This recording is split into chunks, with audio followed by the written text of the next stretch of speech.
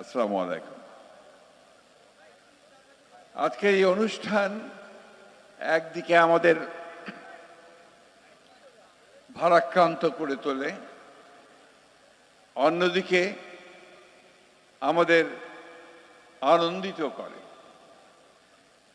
যে আজকে গণতন্ত্রের জন্য এই দেশের মানুষ তারা সব সময় আত্মত্যাগ করেছে, প্রাণ দিয়েছে দীর্ঘকাল ধরে। আমরা যখন স্বাধীন হয়েছি 1971 সালে, আমরা তখন ধরে নিয়েছিলাম যে আমরা একটা সত্যিকারের অর্থেই গণতান্ত্রিক রাষ্ট্র, গণতান্ত্রিক সমাজ পাব। কিন্তু আমাদের দুর্ভাগ্য যে সেদিন যারা গণতন্ত্রের প্রধান দাবিদার ছিলেন, স্বাধীনতার দাবিদার ছিলেন, তাদের হাতেই, আওয়ামী লীগের হাতেই কিন্তু সেদিন গণতন্ত্র ধ্বংস হয়। তারা 1975 সালে একদলীয় শাসন ব্যবস্থা বাকশাল প্রতিষ্ঠা করে। এ কথা আমাদের ভুললে চলবে না, এই কথা বারবার মনে করতে হবে। এই দলটি আবার 2007 সালে নির্বাচন, 8 সালে হওয়ার পরে, রাষ্ট্র ক্ষমতায় আসার পরে অত্যন্ত সুপরিকল্পিতভাবে তারা গণতন্ত্রকে ধ্বংস করেছে, গণতান্ত্রিক সমস্ত প্রতিষ্ঠানগুলোকে ধ্বংস করেছে এবং বারবার ছাত্র জনতার যে সংগ্রাম, সেই সংগ্রামকে দমন করবার জন্য অত্যাচার, নির্যাতন, নিপীড়ন, গুম, হত্যা, খুনের আশ্রয় নিয়েছে। তারই ফলশ্রুতি হিসাবে আজকে আমরা এখানে দেখতে পাচ্ছি যে বিগত জুলাই ম্যাসাকার, তারও পূর্বে 16 বছর ধরে এই দেশের মানুষ, এই দেশের গণতান্ত্রিক মানুষ তার লড়াই করেছে, সংগ্রাম করেছে, প্রাণ দিয়েছে, ত্যাগ স্বীকার করেছে। আমি অভিবাদন জানাই, সেলুট জানাই এই গণতান্ত্রিক আন্দোলনে সবচেয়ে সেই সমস্ত শহীদদেরকে যারা তাদের প্রাণ বিসর্জন দিয়েছেন। আমি অভিবাদন জানাই আমাদের সামনে যে সমস্ত ভাইয়ের আহত হয়েছেন, পঙ্গু হয়েছেন তাদেরকে। আমি অভিবাদন জানাই, সেলুট জানাই গণতন্ত্রের আপসী নেত্রী, দেশনেত্রী বেগম খালেদা জিয়াকে, যিনি কোনোদিন গণতন্ত্রের প্রশ্নে কোনো আপোষ করেননি, মাথা নোয়াননি। দীর্ঘ 6 বছর কারাভোগ করার পর ছাত্র জনতার আন্দোলনের মধ্য দিয়ে তিনি মুক্ত হয়েছেন। আজও তিনি অত্যন্ত অসুস্থ। আমি অভিবাদন জানাই আমাদের ভারপ্রাপ্ত চেয়ারম্যান জনাব তারেক রহমানকে, যিনি মিথ্যা মামলায় নির্বাসিত হয়ে বিদেশে থেকেও এই দীর্ঘ বছরগুলোতে এখানে গণতন্ত্রের সংগ্রাম করেছেন, সহযোগিতা করেছেন, নেতৃত্ব দিয়েছেন। প্রিয় বন্ধুগণ, আজকে আমরা সবাই বলছি যে আমরা স্বাধীন হয়েছি। হয়তো স্বাধীন হয়েছি, কিন্তু এখনো চতুর্দিকে নাগিনীরা ছড়াইছে নিঃশ্বাস। সেই তাদের চক্রান্ত তারা বিভিন্নভাবে ছড়াচ্ছে এবং আমাদেরকে বিভক্ত করবার চেষ্টা করছে। আজকে আমাদের যেটা প্রয়োজন সবচেয়ে বেশি, তা হচ্ছে আমাদেরকে ইস্পাত দৃঢ় ঐক্য, যে ঐক্য নিয়ে আমরা দীর্ঘ 16 বছর লড়াই করেছি, সেই ঐক্যকে অটুট রাখা এবং কোনো মতেই তাদের চক্রান্তে পা না দেওয়া। আমি বিএনপির নেতা কর্মী ভাইদেরকে আমার আন্তরিক ধন্যবাদ জানাই যে তারা শত প্রলোভনের মধ্য দিয়ে, উস্কানির মধ্য দিয়ে তারা শান্ত থেকেছেন এবং তারা এই দেশকে রক্ষা করবার জন্য তারা কাজ করে যাচ্ছেন।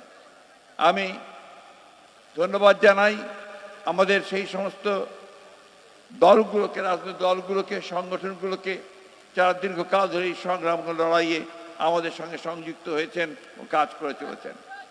আজকে একটা সংগ্রামের মধ্যে দিয়ে, আত্মত্যাগের মধ্যে দিয়ে আমরা একটা অন্তর্বর্তীকালীন সরকার পেয়েছি। এই অন্তর্বর্তীকালীন সরকারের কাছে জনগণের প্রত্যাশা আকাশচুম্বী।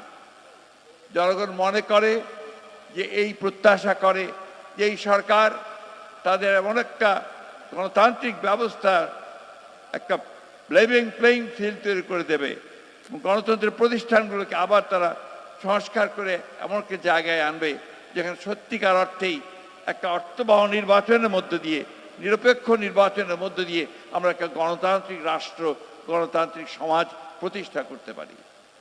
আমি অনুরোধ করব এই ইন্টারিম গভর্নমেন্টের কাছে যে আজকে আমার যে সমস্ত ভাইরা পঙ্গু হয়েছেন, আজকে যারা নিহত হয়েছেন এই 16 বছর ধরে এবং বর্তমানে এই আন্দোলনে, তাদের সকলকে রাষ্ট্রের তরফ থেকে তাদের ক্ষতিপূরণ দিতে হবে এবং তাদেরকে ভাতা দিতে হবে, প্রদান করতে হবে। বন্ধুগণ, এটা অত্যন্ত জরুরি ব্যাপার।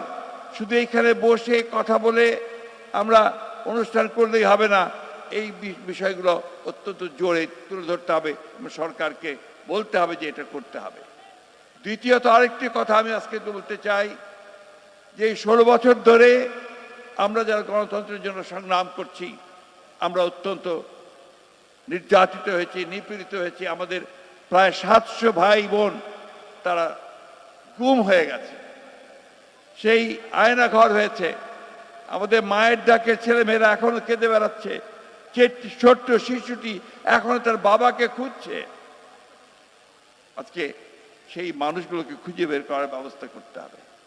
আমাদের যে অসংখ্য মামলা হয়েছে আমাদের নেতা কর্মীদের বিরুদ্ধে, 1,45,000 মামলা, 60 লক্ষ মানুষের বিরুদ্ধে মামলা এই কয়েক বছরে, এই 17 বছরে। এই সমস্ত মামলাগুলোকে প্রত্যাহার করতে হবে অবিলম্বে, অতি দ্রুত। বন্ধুগণ, আমরা আজকের আন্তর্জাতিক দিবসে এই অঙ্গীকার জাতির সামনে করতে চাই যে আমরা বাংলাদেশকে সত্যিকার অর্থেই একটা গণতান্ত্রিক রাষ্ট্রে প্রতিষ্ঠা করবার জন্য, সমস্ত প্রতিষ্ঠানগুলোকে শক্তিশালী করবার জন্য আমরা সবাই কাঁধে কাঁধ মিলিয়ে কাজ করব। কাজ করেছি অতীতে, এখনো কাজ করব।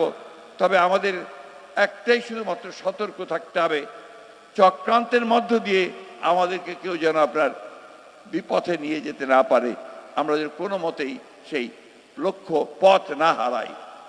গতকাল গোপালগঞ্জে আমাদের স্বেচ্ছাসেবক দলের সভাপতি জিলানির উপর আক্রমণ করা হয়েছে, তার স্ত্রীকে আক্রমণ করা হয়েছে। আমি নিজে গিয়ে দেখে এসেছি।